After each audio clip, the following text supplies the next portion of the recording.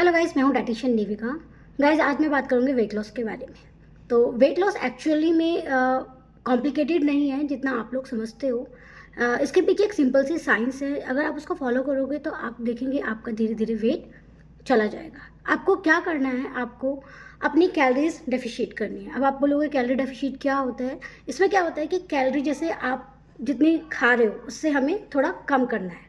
यानी कि एग्जाम्पल के तौर पे अगर मैं बताऊँ तो जैसे हम 3 रोटी खा रहे हैं एक टाइम पे, तो हमें वो 3 रोटी की जगह पे हमें उसको 2 रोटी में लेना है। ठीक है, तो उससे क्या होगा, कैलोरी आपकी कम हो जाएगी। कैलोरी इनटेक आपको कम करना है जितना आप खा रहे हो उससे।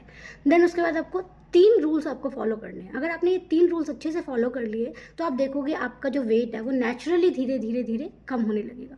वो 3 रूल्स क्या है? पहला रूल्स ये है कि आपको बैलेंस डाइट लेनी है। जी हाँ, बैलेंस डाइट किसे कहते हैं? जिसमें आपका फैट हो, प्रोटीन हो, कार्ब हो, है ना, ये सारी चीज़ें हो, जिसमें फाइबर हो। तो ये सब चीज़ें बैलेंस्ड होनी चाहिए आपकी थाली में।